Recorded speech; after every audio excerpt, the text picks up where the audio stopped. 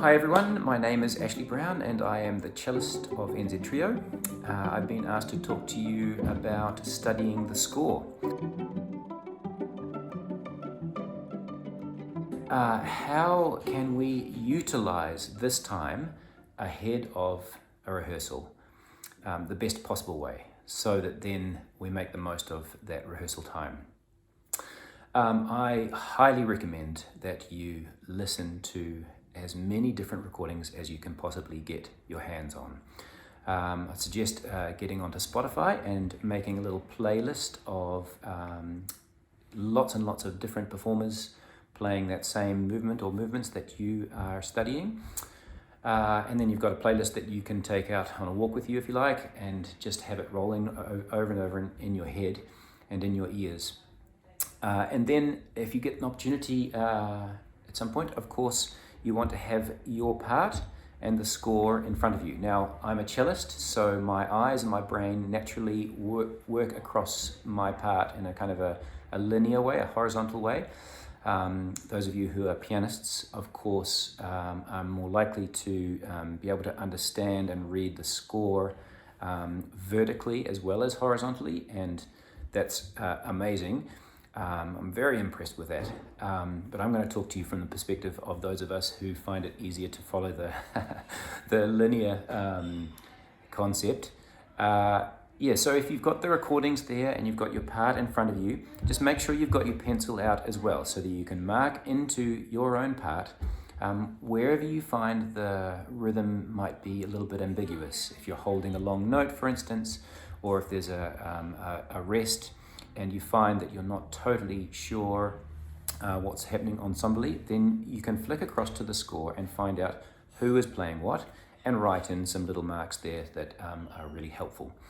I personally have a little shorthand that I use that higher voices, higher registers, I mark a little rhythmic dictation above my part, above the stave, and lower voices below the stave.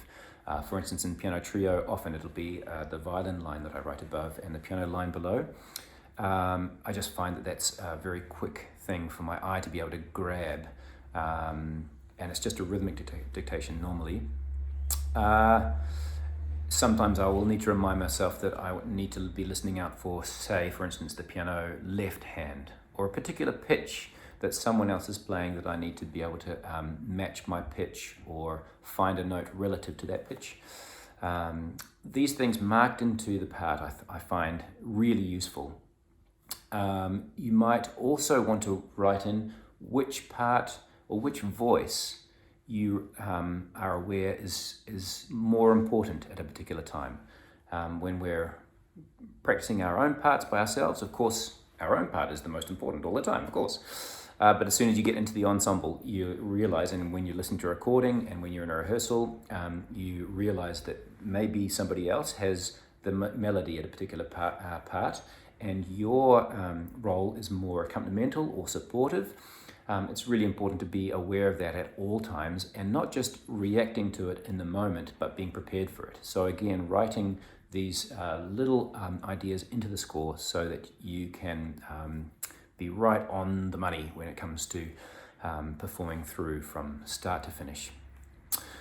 As soon as you're aware of whether your role is melodic or harmonic, then that allows you to approach your intonation in that way as well, having a certainty of how your role and how your intonation fits into the ensemble.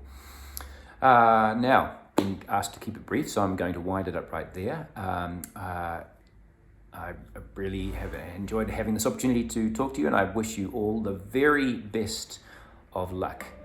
Best wishes for this time of preparation and for the rehearsals that you're looking forward to, and for the competition itself. Kia kaha. I hope to hear you soon. Bye for now.